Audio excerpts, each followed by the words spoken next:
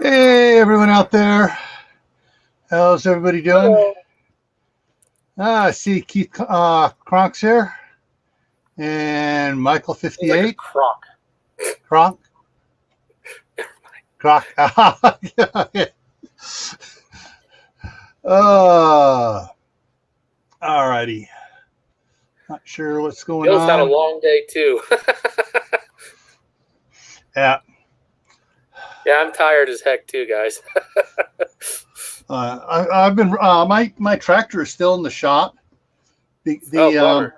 It's been in there for 2.5 months. They changed from I got the last one of the ones of the particular model I got, and they came up with newer ones. They put a different hydraulic pump up front for to handle the steering and stuff. Well, that's what went out on my tractor, and they've been trying to get the right pump, and they keep sending them a newer pump. Oh, it's a new one. It still works. No, we got to cut out the firewall to put this one in because this one sits offset a little bit and has the lines coming out the top instead of the side.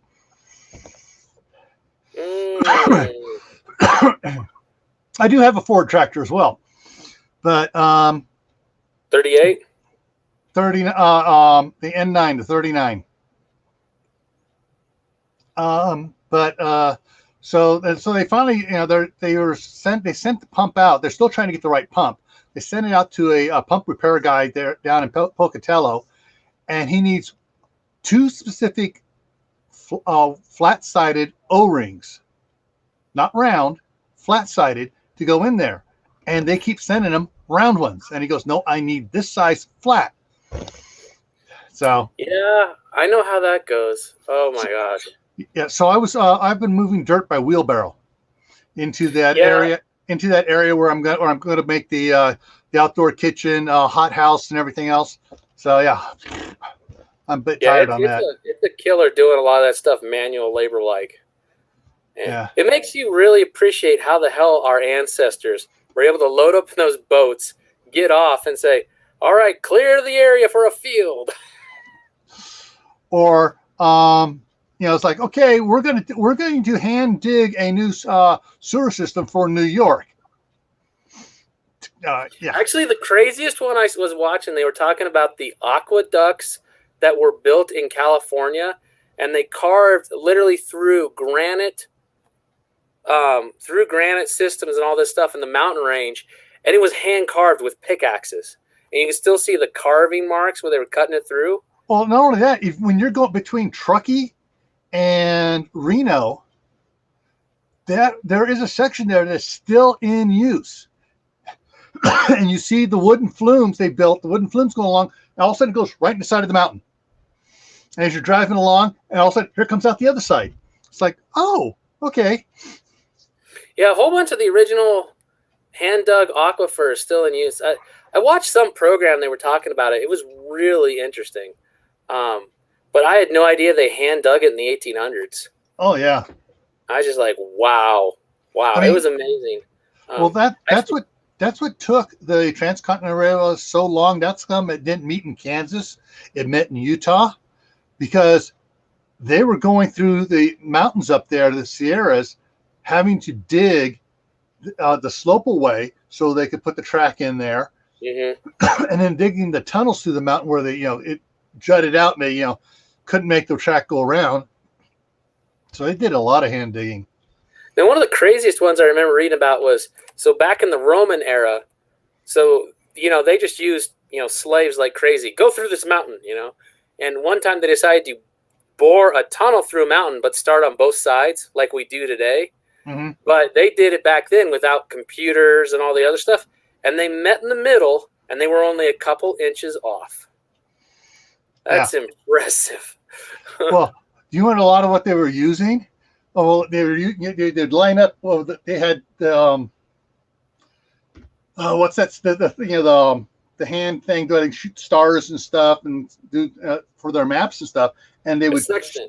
Yeah, and they would shoot the lines and so they'd line up beforehand, and then to make sure they're on level. I'm not sure how they had some sort of like hose that was made out of whatever they had to make it out of, leather or whatever, or sheep guts or whatever, like, casings for sausages and stuff.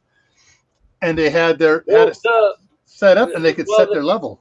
That's actually a sort of a myth on that one, because I've heard the story that they used a water level to get through there, but they actually went in at an angle. There's actually an angle through it.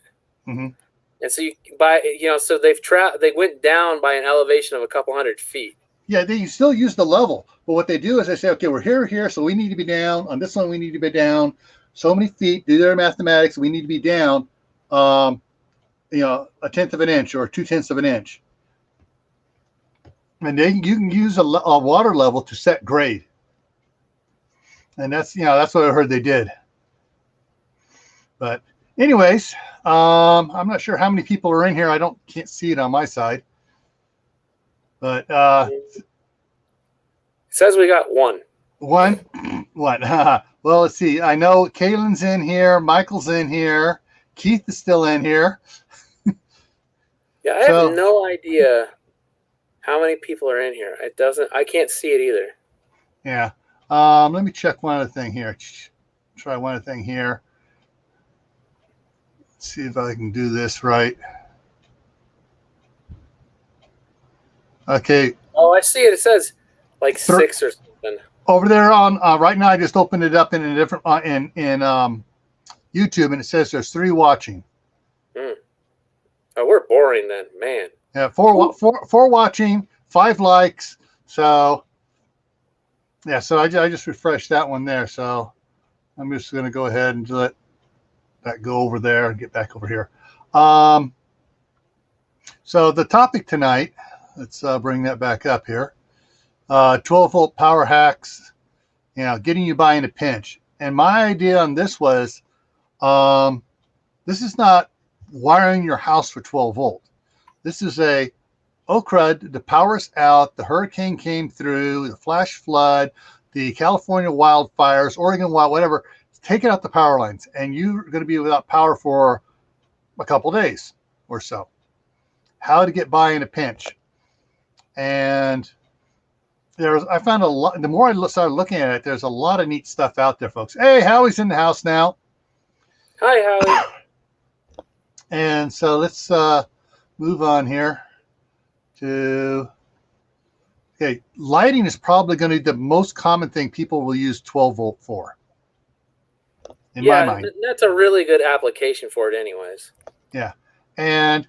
When I was thinking about this, I thought back to when I was working construction, and we had those, semi-tractor trailers we used as job trailers for holding supplies and stuff.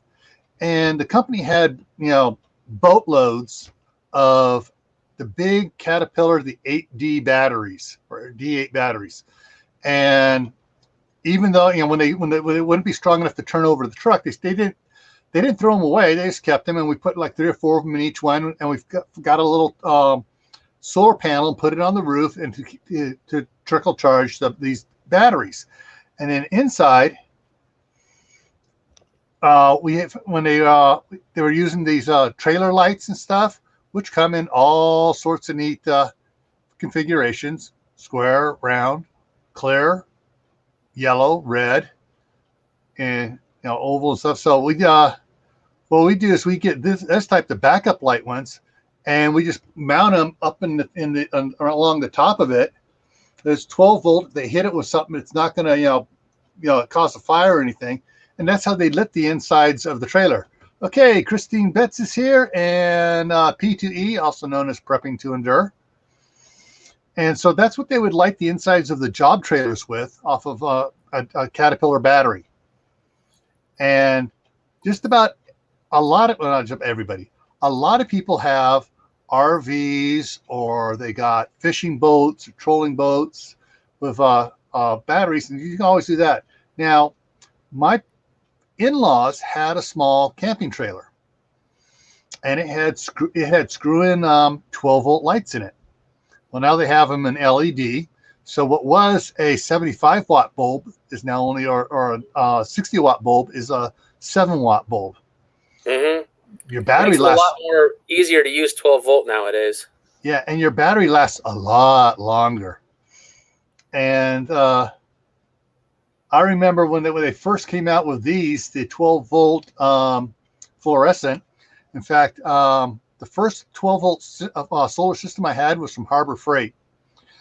It was the one that had the 315-watt panels, and it had 2 of these fluorescent bulbs came with it.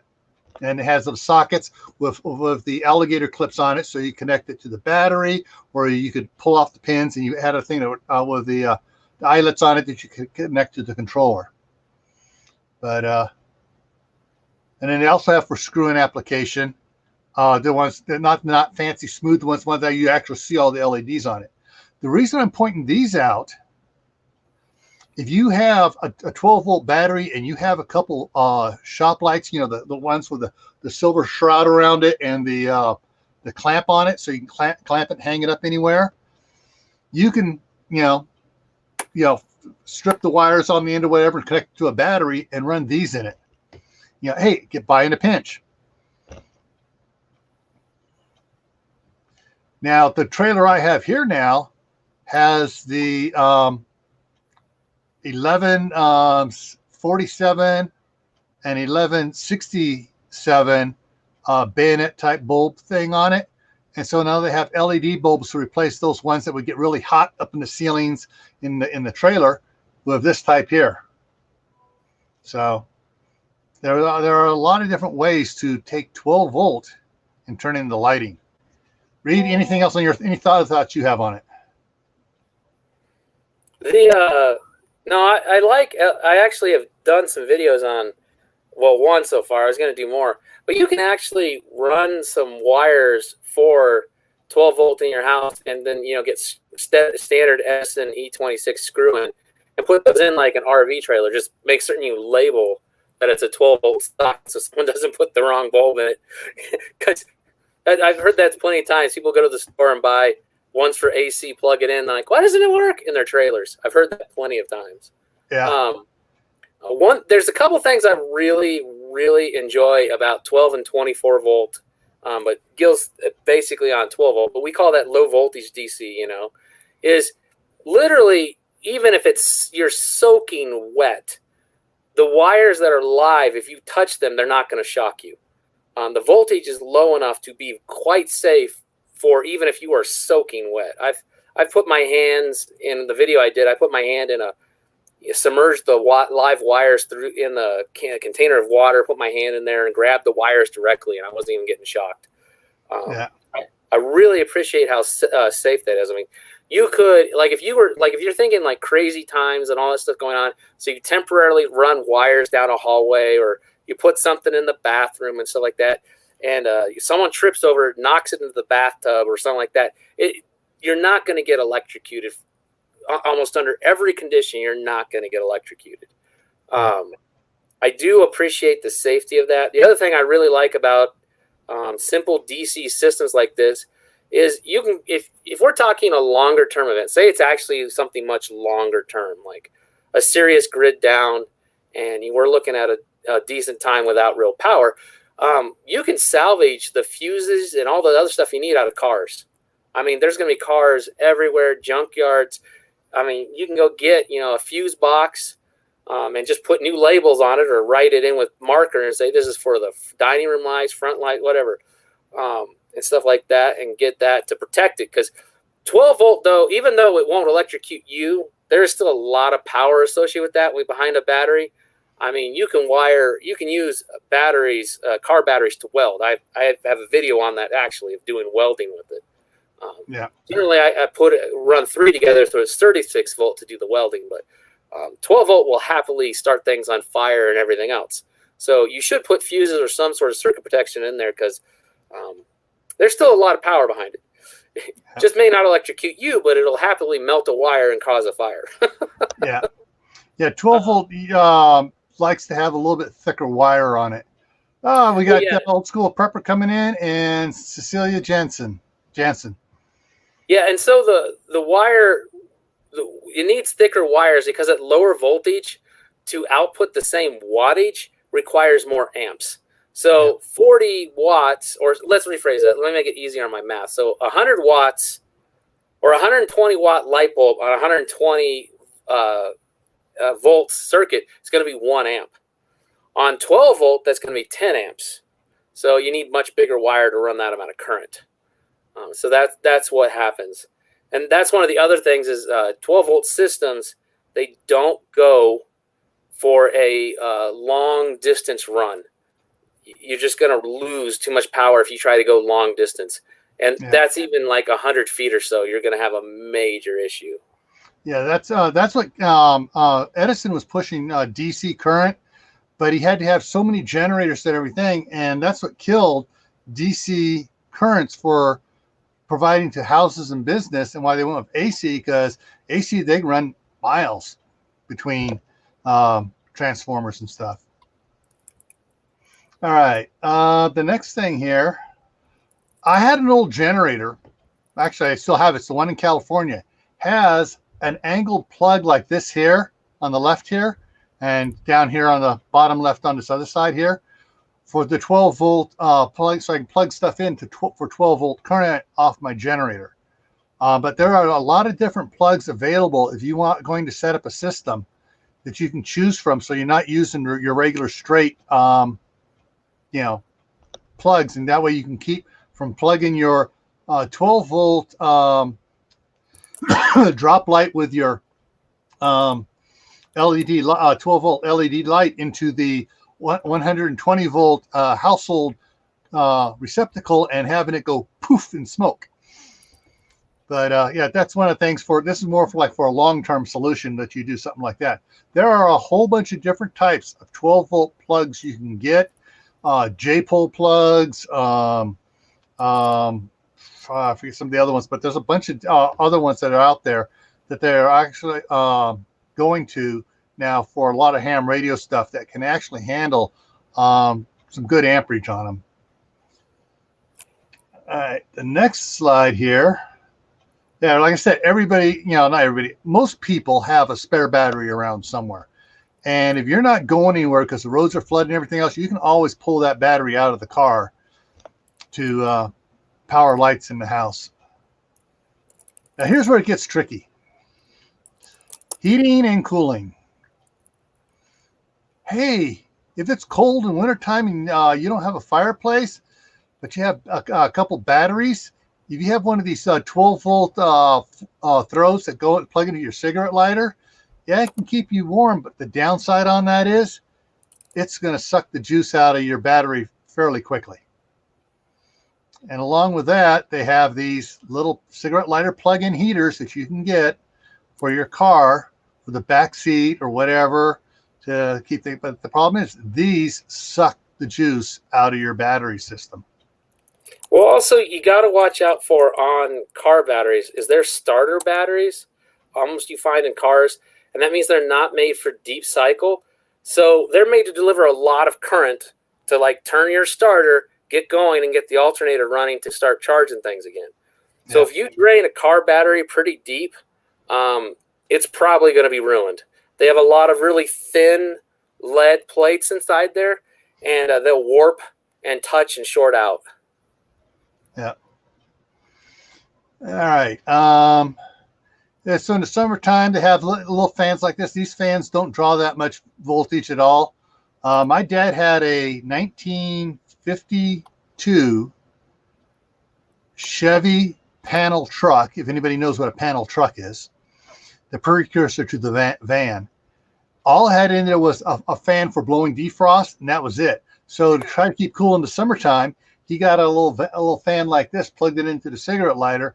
So when he was driving around, he had a breeze on him without having to roll down the windows and try to do 55 miles an hour in town.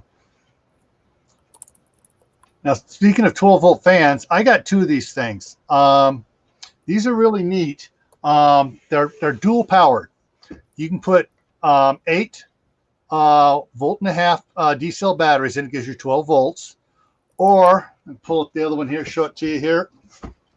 Okay, it comes with an adapter, a 120 volt plug that puts out 12 volt, and it plugs in here, 12 volt DC. So this runs on 12 volt DC, all the time. But whether you're pulling it off through an AC adapter or batteries, it works. This old house was built in 1903. The town was established in 1906. The house was built in 1903, and the bathroom has a 10-inch high window above the bathtub with a little slider window on it, and there's no fan in there. So right now, even all the time, to get all the moisture out of the bathroom, we have one of these sitting up in that window above the bathtub, duct tape in place so it doesn't fall, and the cord goes over and plugs into the light fixture.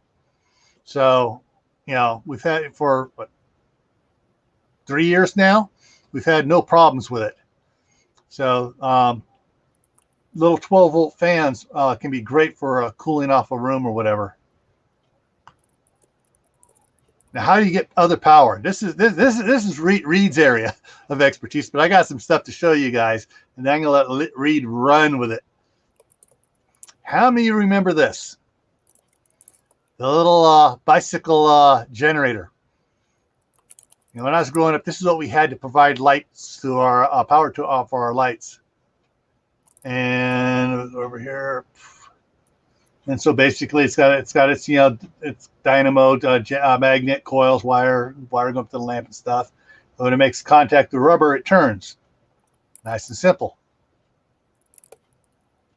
Well, stepping it up, I've mentioned it several times. I know Anthony talked about it from Palmetto Prepared, and you probably talked about it too, using treadmill motors.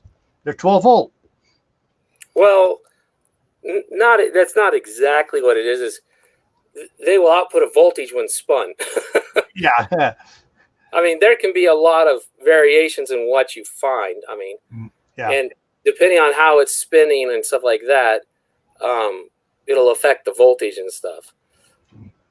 And the thing is, what it's not, and the question is most of them are going to output though is a DC. I mean, not a DC, an AC waveform. So you actually have to send it through a rectifier to bring it to DC. Well, the ones I looked up here, and I was just checking on, they're listed as DC permanent magnet treadmill motors. Well, yeah. So if you take a DC motor, all right, and you let a DC motor, it uses DC power to run. But if you spin it, it produces AC power. Yeah. So you have to have, there's a different design for an actual DC generator that's a bit more complicated. But the easiest thing to do is they'll take the output of like a standard AC system, we'll send it through a couple diodes to rectify it. That'll make DC, but it'll have these dips going down into zero again. Mm-hmm. And so what they usually do, we'd add is some capacitors and stuff like that in the circuit to smooth out those humps and stuff. But the thing is, a lot of those LED lights and even the old incandescent lights, they will go ahead and work on an AC circuit anyways if the voltage is correct. So if you're still getting something that's 12 volts from the result, they will work on a lot of that stuff. Okay. See, that's why I have you in here, because you know this stuff better than I do. I'm still learning this stuff. But there are some different ones. Like here, this is a 2.25 horsepower treadmill motor.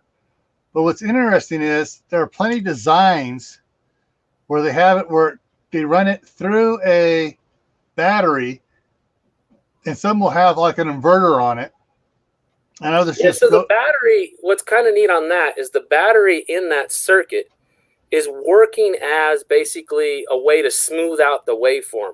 So as the person changes their speed, moves up and down and all that stuff, what it is the energy going into the battery, as long as the average amount of energy going in exceeds the amount of energy coming out of the battery, you can charge and keep the battery up to the right voltage and you're not losing power, but the battery acts as a way to smooth out what's coming out of that generator. So you don't have to have capacitors and other stuff in there. All right. Now, there are a whole bunch of designs out there of different ones where they got they've taken DC generators and hook them up to take the rubber off the top the rim, put a V belt on there and stuff, and they run it to run stuff. Whole bunch of different they got you can see all the different little wires and stuff. They got their generator back here. They got their battery up front, and they got their inverters and stuff up there. This one has a whole bunch of neat stuff on the wall here. Or not on the wall, it's on a hand truck here. So they got their battery, they got an inverter, the AC, they got the amperage meter and watt meter here, and then they got the a power strip. And then they have, it looks like this is just a 12-volt fluorescent light because it's wired straight down in here beforehand. And there's your setup to do it. And I thought this one was kind of neat and up your alley, Reed, for the way they wired. They also got their volt meter, an volt amp meter here in the beginning, wired in so they can see what's coming in on it and stuff. Now, I actually found a GIF image showing the guy pedaling, and you can see the dip in the brightness of the bulb and stuff as he's going. And it basically they left the rubber on the tire, and it's sitting on that rubber part of the that was on like a treadmill motor type thing.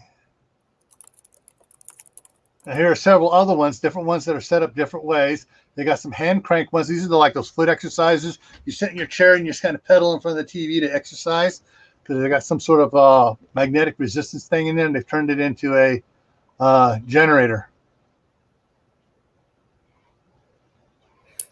Well, the load that's output onto, let me see how to explain it. So if you have a load on a generator, that causes the magnetic field to make a resistance on it.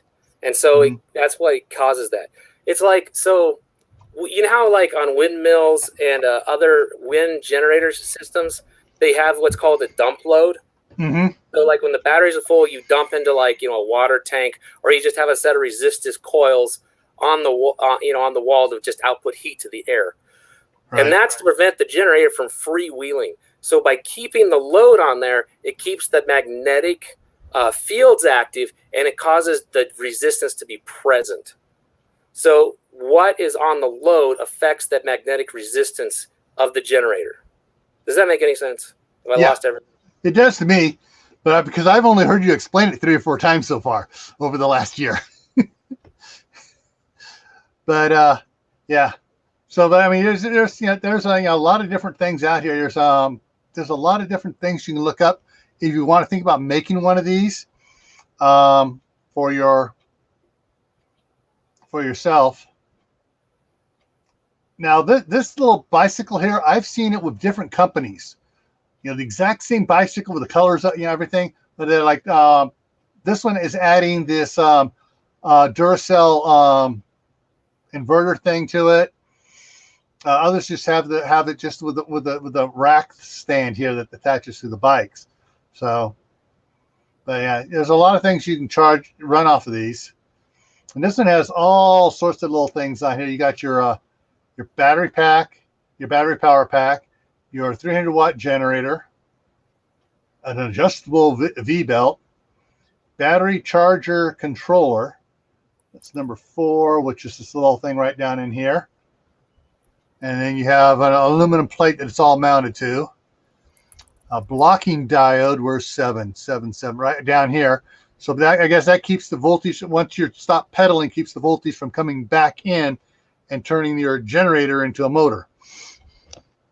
And then your terminal blocks and wiring stuff here. But yeah, well, it might give you that extra exercise surprise. Yeah, exactly. You start to slow down, all of a sudden it starts kicking the other way on you. Yeah. And you pretty much need a diode in the battery circuit is generally a good idea. Yeah, it keeps it from kicking back on you. Now, for those of you with teenagers, here's here is your way of cutting your electrical bill and making them exercise and not be couch potatoes. It's called pedal vision. Pedal vision. There you go. I've seen some desks where you pedal to keep your laptop and computer running. Yeah. And stuff I thought were pretty neat ideas.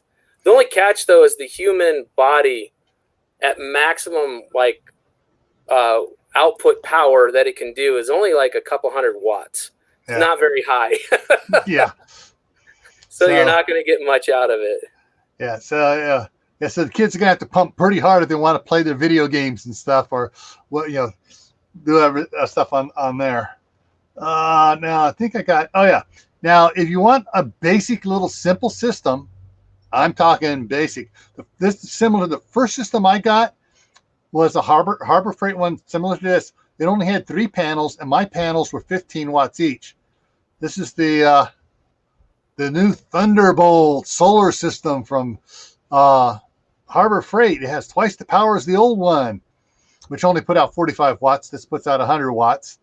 And it's on sale for $149.99. But with it, you get, let me go back, you get a charge controller, a couple of LED lights, and all the little connector things connect it up. So that's kind of cute. It is. I mean, and actually, I had a system where I had 6 of the 15-watt panels, so I had 90 watts, and I kept a bunch of deep cycle RV batteries. I had like 6 of them in a little cabinet thing. And I kept the chest freezer going all day out in the sun at a peddler's fair selling ice cream for the Boy Scouts. And the 90-watt panel kept the batteries up enough to run all day long. But that was just running one item, a chest freezer, which, because it's a chest freezer, not an upright, it stays cooler longer. Yeah, the cold air doesn't run out. Exactly. So, so if someone's looking for this, I think is a neat little emergency type kit. $149. You get 12-volt power and stuff, and then you pick up, No, that's really not bad at all. I mean, solar panels themselves are stupid, really reliable systems. Mm-hmm. I've honestly never seen a solar panel fail where it wasn't like absolutely smashed to pieces by hail. Yeah. Yeah. I think the only thing in that setup that I'd honestly worry about failing would be that little tiny charge box. Yeah. And that, those things are, those are real simple ones. Now these are amorphous silicon solar panels. Amorphous silicon. Yeah. Amorphous, yeah. Okay. What's neat about these is if part of the panel is covered up, it still works. Mm-hmm. It just has to fit. There is a catch on that. Amorphous thin film solar panels. It means they have a piece of glass, and they basically, they vaporize literally silicon and put it on the glass to form the solar panel. So it's basically this thin film of silicon deposited on this glass. Now, that actually works well in different light conditions and also like that. It's really nice. The only catch on those things is be gentle with them, because one crack and the whole panel's dead. Yeah. That is the only downside to the little guys. Now, I don't know. I can't read it. Unfortunately, my eyes are too tired. But I was looking to see, does it say tempered glass anywhere? Usually the panels they sell, sold have tempered glass. And so they're pretty resistant to dealing with, some hail and some stuff like that. Lightweight, weather resistant construction. Each panel has a blocking diode in it. Doesn't say tempered, but I probably back 30 years ago 20 years ago when I started getting some of these Harbor Freight ones. I got a bunch of them, and so I got like probably 21 panels, 7 systems on it. One of them, the neighbor kid, hit a baseball, went over my shop in California, came down on the roof of the house and hit one of the panels, and it fractured. It didn't shatter to pieces, but it cracked all over the place, like breaking a windshield. It'll just cracking, just get some cracks in it. So I think that it's pretty. They didn't get glass everywhere, so it all stayed together. So I'm pretty sure it's tempered, and it has a safety film on it. That's very good. That's very good. I know some of the super cheap stuff that comes out of China. I've seen some that are just plain glass and not tempered. Yeah. And people have gotten some ugly surprises on that occasionally. Yeah. Harbor Freight's pretty good about getting safe stuff because they know, that's part of their guarantee on stuff. Is covering stuff like this. But so they probably have some good stuff. But I'm going to go back here a little bit and show you something else. So this here is the controller they have now. One of these new, looks like all the rest of the ones that are coming out that you can get up to 100 amp or so now. Go back here to, where was it?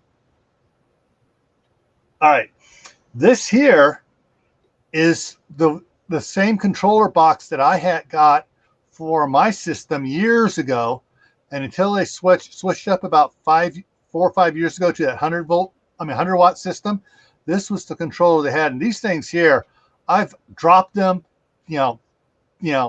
kicked them by accident, everything else, and they've lasted pretty good. It has a cigarette lighter in it. It has two old-fashioned RC headphone jacks in it, which went to your lights and stuff. And you had a bunch of other little connections here. It even had a USB charger on here. But that's nice. Yeah, it for all in all, this was actually a pretty robust, tough, and this is an aluminum case on it, not a plastic case. It's an aluminum case. Yeah, that's a big help. Although, if you're setting this up to provide emergency lighting, do think about a night light. If this is strewn out on the floor and you accidentally find it in the middle of the night, it's a nasty surprise. Yeah. It's like Legos. Exactly. But Legos are a weapon of mass destruction. Yeah. Oh, it's like I saw a meme on the meme on whatever you want to call it. Talked about showed pictures of all the different caltrops they used from the Roman days up to modern times, and then it said, 2020, and it had a picture of Legos, the modern day one. But yeah, so there's a lot of those different ways. I mean, there are a lot of. I'm surprised how many videos I found on individual topics of 12-volt things out there to do. One guy actually took and turned his blender, his mixer, like his KitchenAid mixer, put a 12-volt motor in it. Oh, I could see that. That'd be interesting. But yeah, I bet they could do that. One of the things that's awesome about 12 volts, since it's in all the cars and RVs and all sorts of marine equipment, you've got a massive supply of things you can get. Yeah. And stuff. Like the reefer trucks, the refrigerated semi trucks. A lot of the air conditioning systems on that, they operate at 24 volt, but often I've seen converter kits for 12 volt for some of them as well. So you could actually take parts out of there and make giant freezers or something. Yeah. So because what made me thinking about this a while back was what happened down to the Bussards and the others down there in Louisiana with I just lost the name of that hurricane that nailed them so hard. Katrina? No, that was back in 2015. I'm talking about this year. The ones that just nailed Bussards. Shoot. Yeah. There's so many things that gone on this year. I was like, hurricane's coming in. Okay. Well, I'll just add it to the list of things wrong with 2020. Yeah. So yeah, it was because there were a lot of people about power and stuff down there, and they're having a lot of problems. And this Sally, that's it. Or is Sally the current one going in? I think Sally's the current one going in. It's the one before. It was the one back earlier, like Julie or whatever the heck it was. And it, but yeah, it was one of those ones that was just utterly devastated a lot of people. And there was a lot of power out down there, and it didn't get much news at all. Well, it's like Puerto Rico when was it Maria that came through there and took the power grid to absolute post-apocalyptic wasteland. Oh yeah, just totally destroyed the system down there. I mean, because and what got me, what was so wild about that is Puerto Rico is just torn to pieces. The logistics of it to get anything moving along was absolutely ripped to pieces. They were having trouble getting anywhere and everything like that. And then it took them like 8 to 9 months to get most of the power restored. And they had several false starts along the way to get the power up and running. They got it partially up, then they dropped it back, then it came back down and stuff.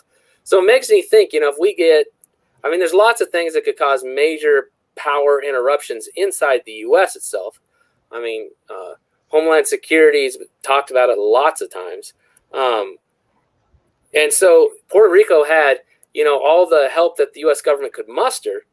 If we got something that affected most of North America, because it would be the U.S. and Canada, since we trade with them and are interconnected with them, the power could be out for a while. It could be a good long while. Yeah. One of the other kind of freaky, if the power grid is fully shut down, like everything got shut down, it was totally shut down, the idea of how to restart it is completely theoretical.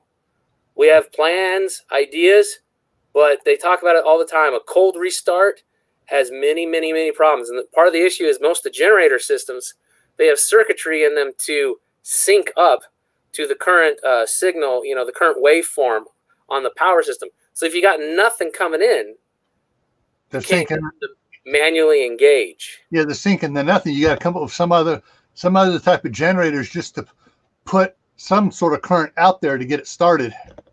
Like it's hard. They have a theoretical plan, but they've said several times that they honestly don't know how they could bring it back up.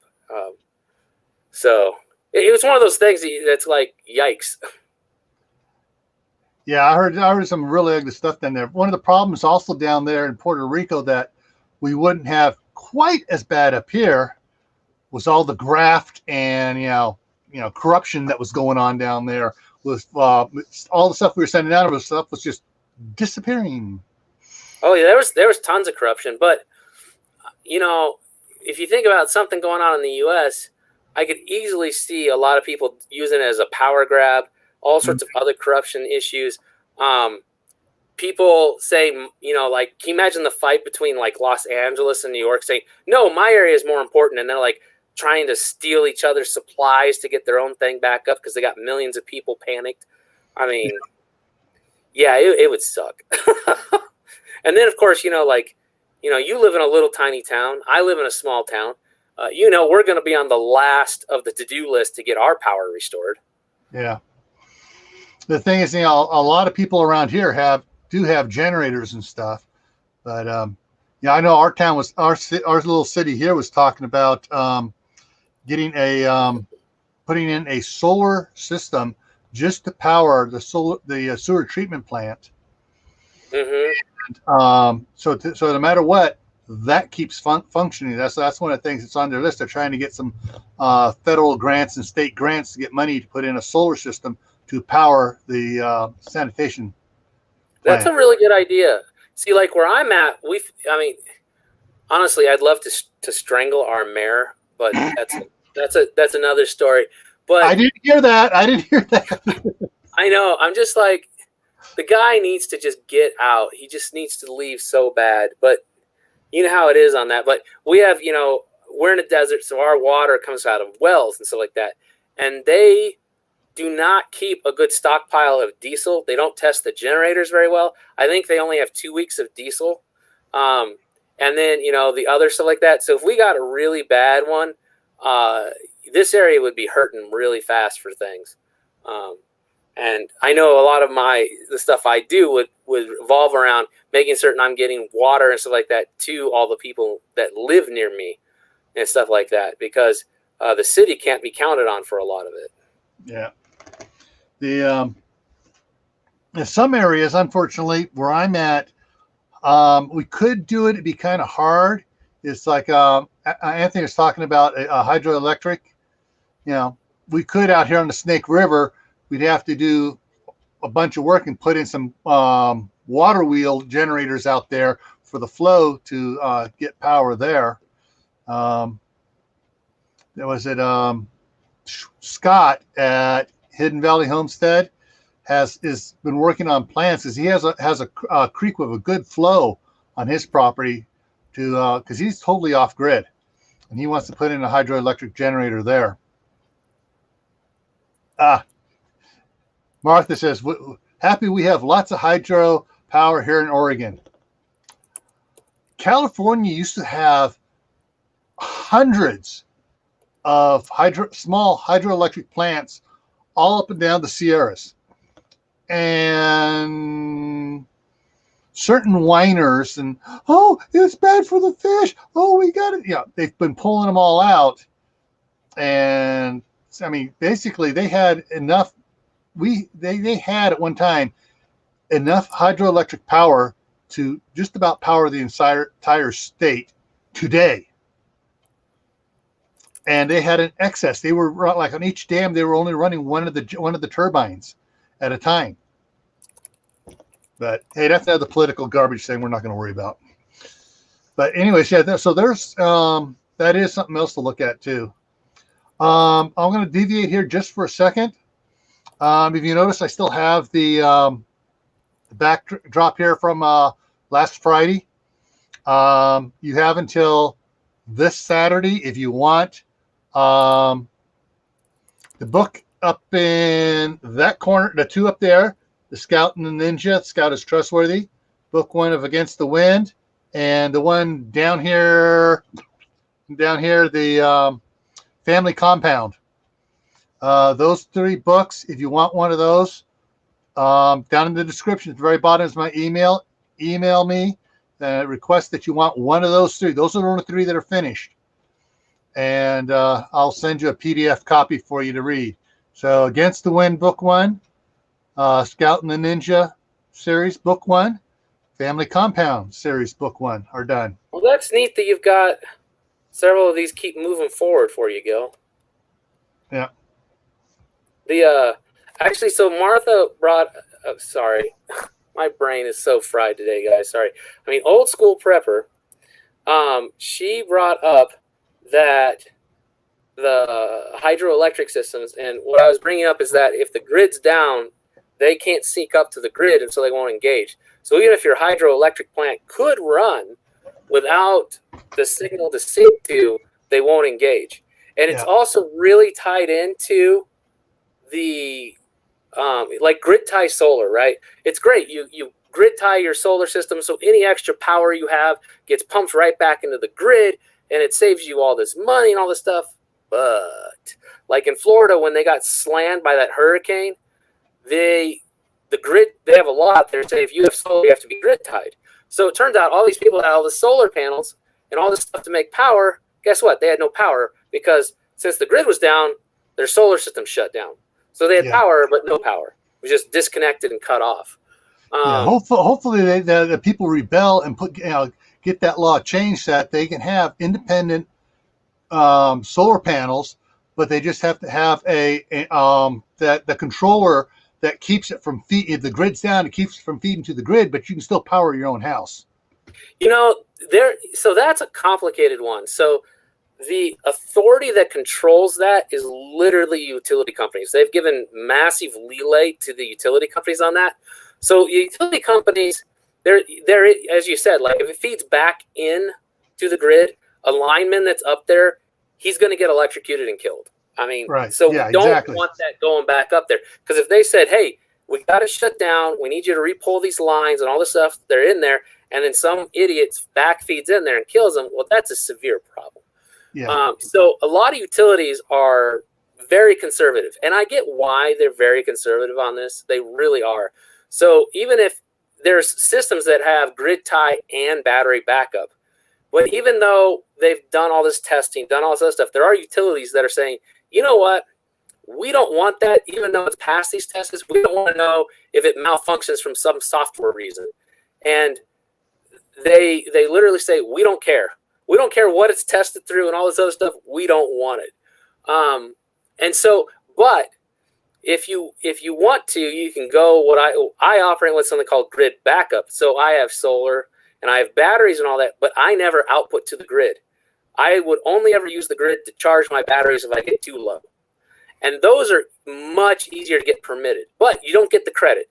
You do not get the credit for making extra power. You don't get any special treatment or anything. No help whatsoever. So you bear the front cost, but you got grid backup and all that. And so it does provide you the independence. However, in idiot places like Florida, I have no idea what the answer is for them. They're going to have to get some changes made so that they could do something like that. Yeah, they got it. It has to be some way of having some sort of a hybrid system where they can have some stuff that feeds in, and that part of the system can shut down. And when that shuts down, it automatically isolates the house, and then you can have your battery backup with your other panels charging your batteries to run stuff on. Well, it's interesting. All right, let me see if I can count back to the proper date. I graduated in 75. Okay, in 1979, I was in Punxsutawney, Pennsylvania. There was a guy there that was custom building his own house. His power came in to the basement to a bunch of transformers. All the lights in the house were 12 volt. And he had multiple, you could turn it off here, dimmers and everything. He was an engineer, and he engineered this thing up. All the ceiling fans were 12 volt. Just about everything he could get was 12 volt. The refrigerator was 12 volt. The chest freezers were 12 volt. His air conditioning had a 12 volt fan in it, but it had a natural gas, like Briggs and Stratton engine powering the compressor. So it wasn't using 220 to run the compressor. It was using natural gas, but it had a 12 volt system to run it. I mean, this guy had 12 volt just about for everything, but he did have a couple. What year did you say this was? Like 78? Not 79. Okay. That makes a lot of sense back then, because a lot of the electronics and all that we could use to make modern conveniences work in the solar industry didn't really exist, and they were stupid expensive if they did. A lot of the early solar was based on building DC only systems. Yeah. And what's interesting is he had one 120 volt plug in each bathroom, and I think he had like 3 or 4 on the kitchen counters for like the KitchenAid blender and mixers and those and the microwave stuff like that. He couldn't get in 12 volt, and then the bathroom was for the hair dryer and stuff like that. Yeah, there's some stuff. I've never seen a 12 volt microwave. So yeah, so there are. Basically, and this was back in 1979. He basically made his entire house, with the exception of a few things, 12 volt. And it was just, yeah, everyone's commenting on the cat. So, there are people that have made it work decades ago. But, anywho, so those just coming in quickly, really quick. See if I can do this here. Back up here. When I first was thinking about this in construction, I used to put they make these trailer lights that are both round, rectangular, but we had to get the rectangular ones that I put them in the job trailers because we had boatloads of 8D batteries on the construction site. So that's where my first thing was in a pinch.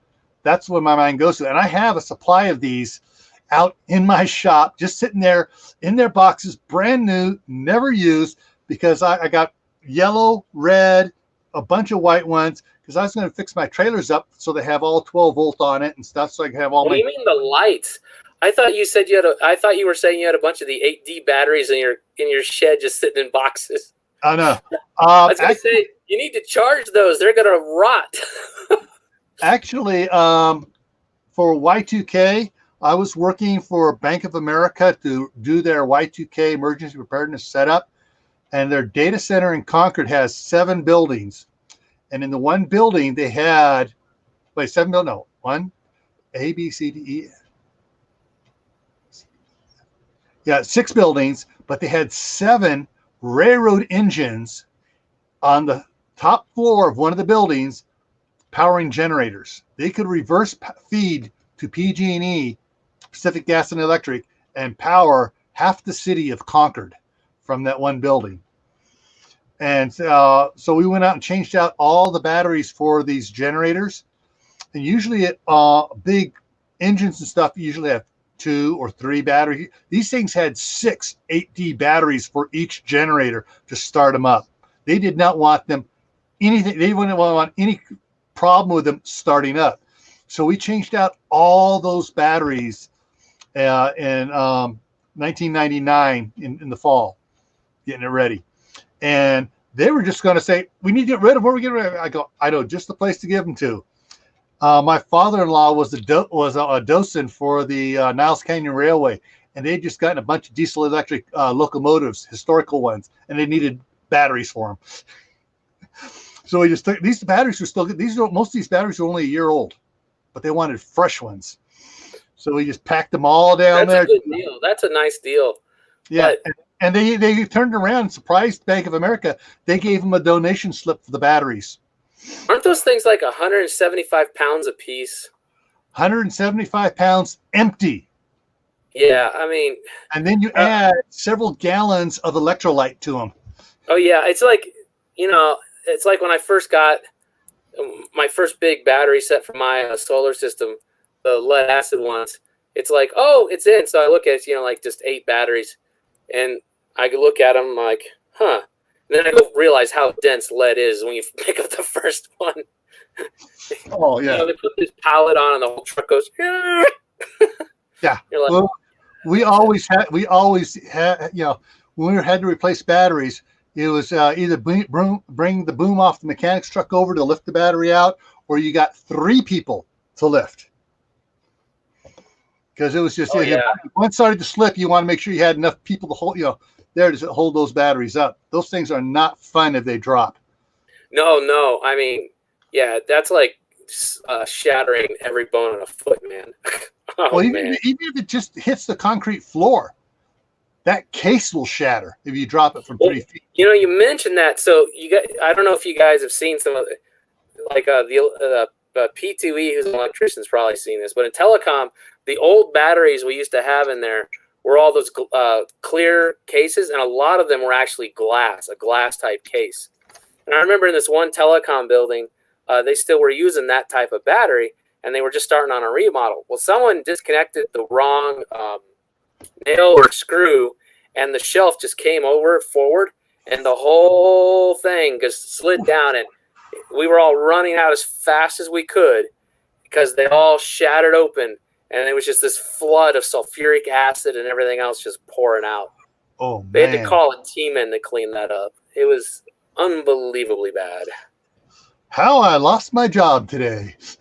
You guys ever seen that viral video with the forklift operator? He hits this one shelf and the whole warehouse turns into like an apocalypse. Yes. Like that. But it was just one wall filled up from floor to ceiling with batteries, and it just came over. Yeah, what's funny is that talking about that, that's the other thing they did was they have 2 rooms in the basement of Building D where those generators are on the roof. 2 huge rooms, like almost like the size of half a basketball court. These batteries are about that wide and about that long and about 3 feet tall. And they they're not stacked on top of each other. They're just level but they're 3 feet off the ground. So you can just come in there with a thing, pick it up, set it, and move it. But the whole room is solid batteries, and you got between 2 rows of batteries, you have 18-inch walkway. And then you have 2 batteries and then a 3-foot walkway, and then 2 batteries and an 18-inch walkway.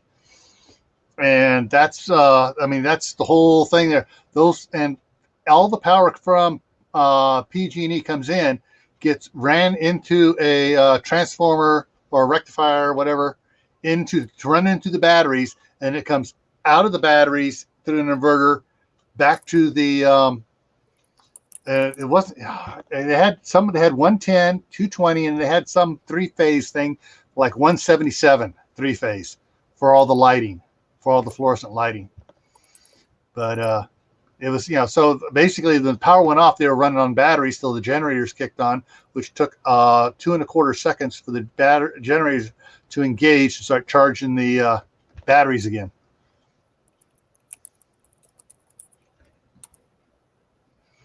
P2A says 277. I thought it was lower than that, but 277 could be it. But yeah, it was really weird. 3-phase, something I hadn't heard of before. And I worked construction where I worked with 480 3-phase and 240 3-phase for the pumps and stuff. But this was some really weird stuff with the lighting there.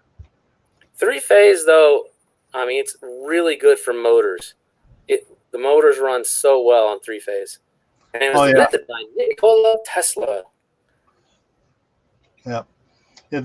I had my metal shop teacher had an old drill press that they had been given from the military that they couldn't use at the school, and he gave it to me because my dad had wired up a in his blacksmith shop, 3-phase, and it had it wasn't 480. It might have been the 277. Well, 208 can be 3-phase. Yeah, and basically it was a 3-phase motor to run this old school drill press that was just absolutely fantastic. But anyways, for 12, we covered a lot of stuff you can do for 12 volt, little simple stuff. Let me go back over to this real quick here. So we had a bunch of these types. Hey, they make 12 volt screw-in lights, guys. You can put in a drop cord, put a couple alligator clips on in instead of the plug, and hook it up. You don't want to go fluorescent. They're old school. They got these plain, simple, cheaper LEDs. They even have LEDs that fit into your car for your old bayonet type systems for like your 11. And those are a real good retrofit. They really light up better than those old dome lights ever did. Oh yeah, it puts out like 3 times the brightness and no heat. Yeah, it's just fantastic. And you can leave the door open for a good long time. You don't have to worry about the battery going dead. Yeah, they're really worth the upgrade. And they got angular DC angled plugs and stuff you can get if you want to set up extension cords and stuff so you don't accidentally plug into 110. Okay, that's just kind of funny because that's actually just taking one of the European standards and just abusing it. Yeah. But I think if anybody has like an RV or a boat or whatever, and you got one of these deep cycle batteries, that'll do you in a pinch for a little bit. And if you have enough boat batteries, you got heating blankets that work, little heaters that plug into your cigarette lighters, fans.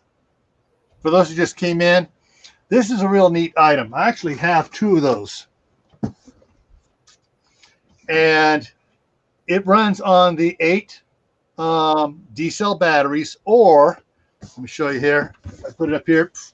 It has an AC plug-in that plugs 12 volts into here. So that AC part you plug in is a transformer, drops it down to 12 volts, and it powers it just great. And And then we talked about, a little bicycle power, and then taking it up with 12-volt generators. Problem with these Reed pointed out is that these treadmill motors, even though they're DC, 12-volt DC motors, they put out AC when you spin them.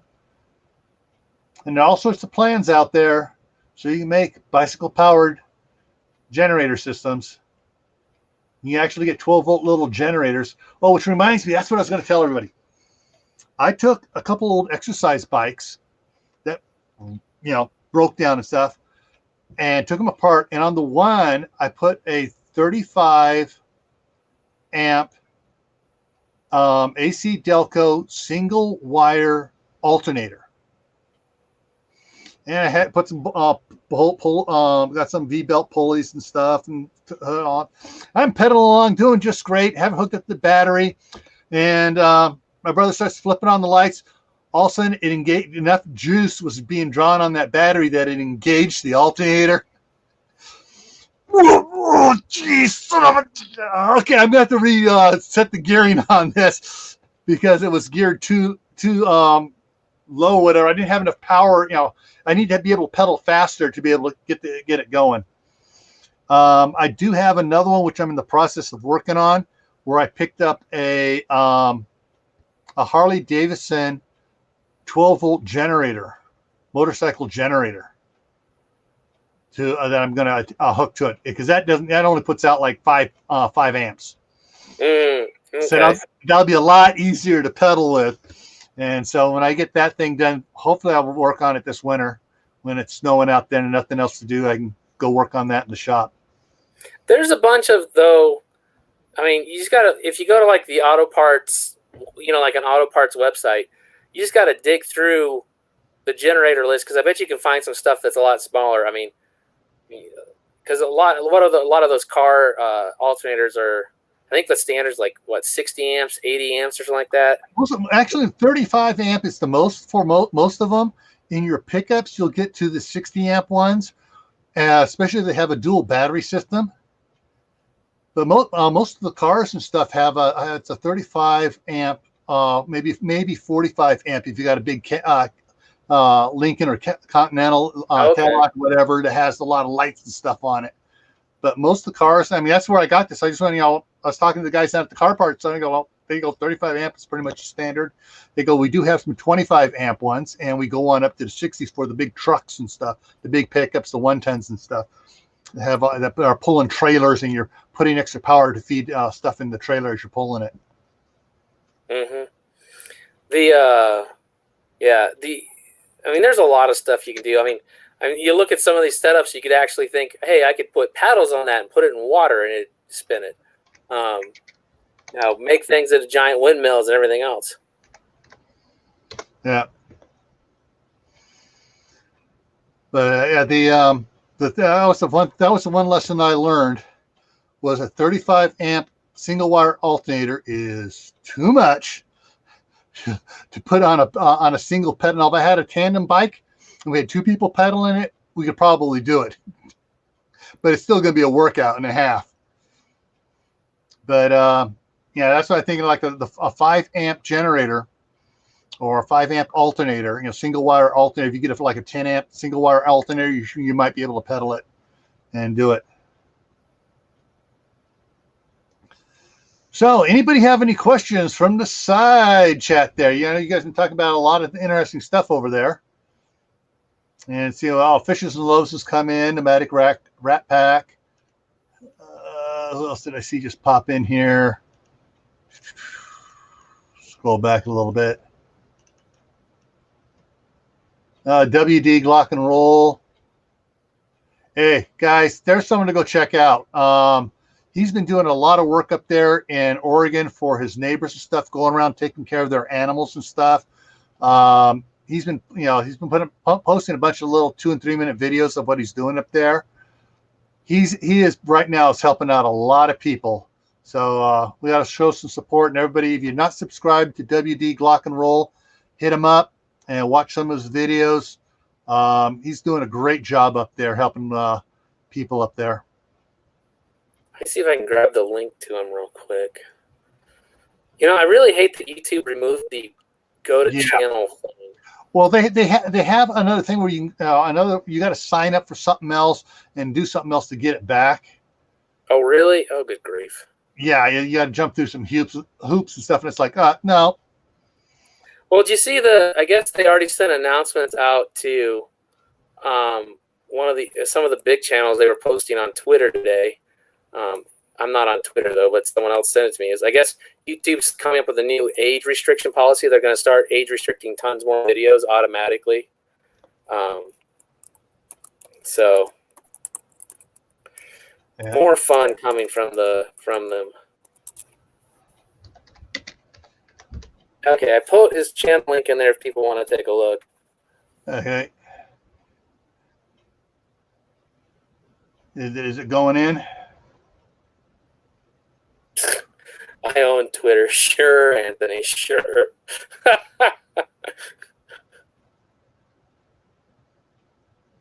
Okay, it looks like it's. I don't see it coming in yet. Read-ons. Yeah. Put it this way: if Reed owned Twitter, it'd be a different group of people being, "Oh, your account's canceled." No, I'm a big free speech person. The policy would be like, so you can say anything you want. We're just going to make certain we have real contact info. When the police come for you acting like a jerk, we're going to send them right to you. I mean, that's how it be run. Is you can do anything you want, say anything you want. You just have to face the consequences. So that's how I would treat that. Full free speech online. It's just we have contact info. So if you act like a total turd, the police can go find you right away. Yeah. Oh, okay. Let me check one other thing here out real quick. Okay. One other thing here before we go. Let's see here. Come on. Get this to work here.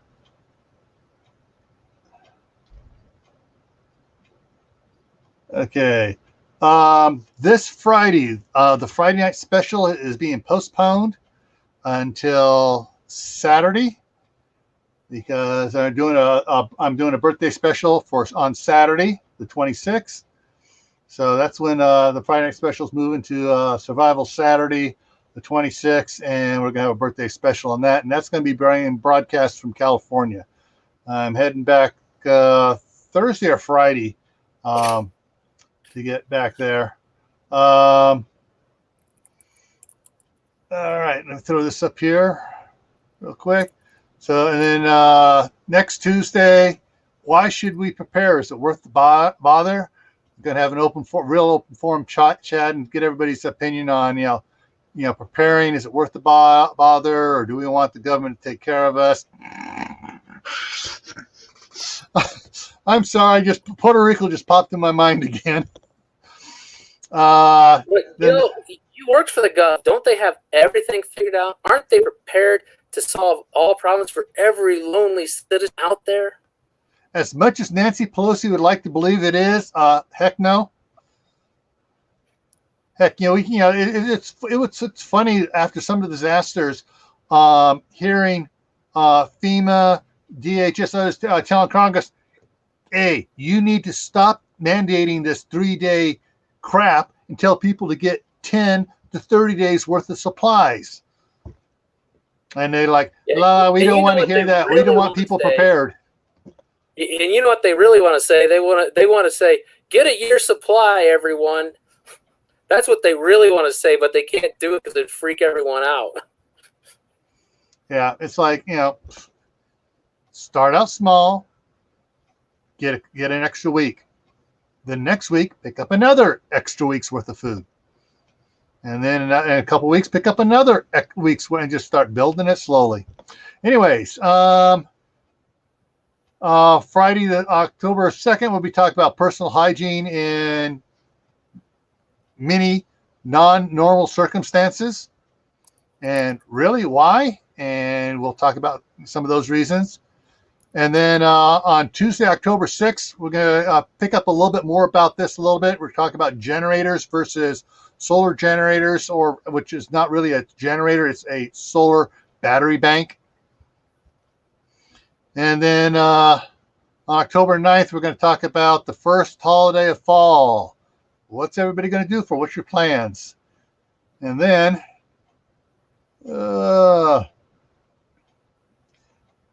Keep It Simple Survivor, talk about how simple things can really make a difference.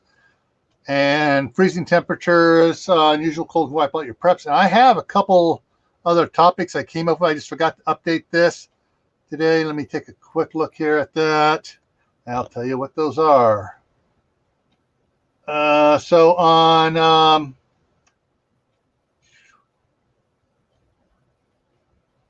for Friday, October 16th, it's going to be what's your focus for prepping?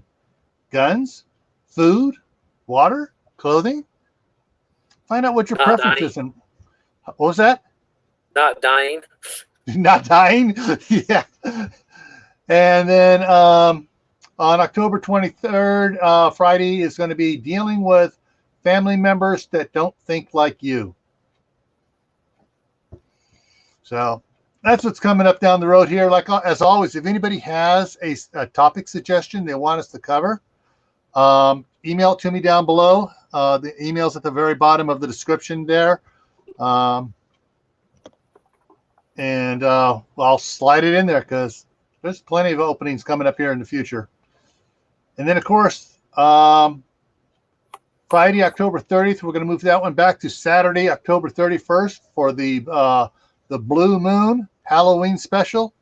So everybody, wear your masks. And I'm not talking your N95 mask.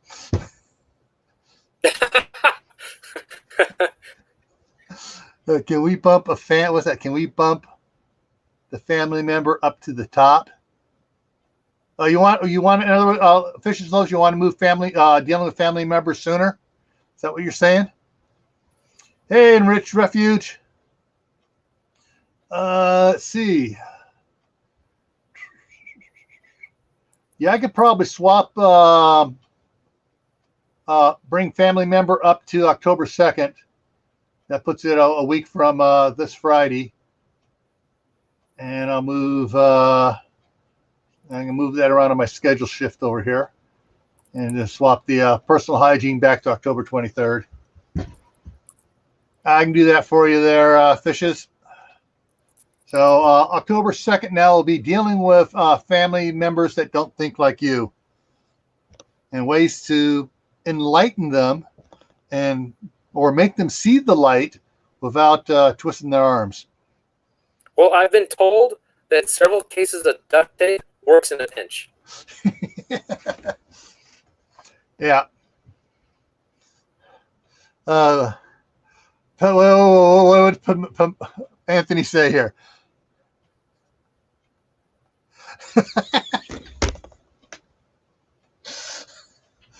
There is a mime out there called the plastic bag challenge. Yeah, that sounds dangerous. Oh yeah, it's a total fake, and it shows a person all blue and all bloated and everything. They got the bag on their head, and I almost got in trouble because I on the bottom my comment back to us. I hereby challenge Nancy Pelosi, Hillary Rodham Clinton, and Schumer to the challenge. I can't challenge Joe Biden because he does it all the time anyways. Oh. All right, guys. I think we had a good hour and a half, almost hour and a half here. And I hope you guys came up with some ideas of things you can do to I'm sorry, Martha. Okay, I'm sorry. Now, see, we have to be equal opportunity on this. All politicians should be challenged. No. We'll get all of them gone. All professional politicians, Okay. The demi rat, all the troublemakers that are causing so much issue, they can all do it.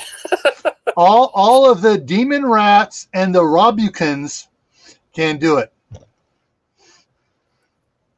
Question everything. All right. So everyone, I'd like to thank you for coming on here. Hope you got something out of here helpful and useful that will help you out in an emergency if the power goes out. Give you some ideas of what to do. Oh, hey, wait, we got a thought here. How about, I jumped here, where to go? How about the topic of getting mentally ready for losing loved ones? Okay, I will add that in there. Here, give me a second here. I'll just put it down here and I'll figure out how to put that in. And that's being mentally prep for family loss. I'll figure out a better title for it here. I'm just going to, there we go. All right, I got a note in here, and I will work that in. So yeah, we will work that one in here into the future here. All right, everyone, thank you for coming by. Thank you, Reed, for helping me out so much. And no yeah, all right, folks. Get to sleep. Yeah. So everyone out there, remember, stay happy, stay safe, stay prepared, and we'll see you next time.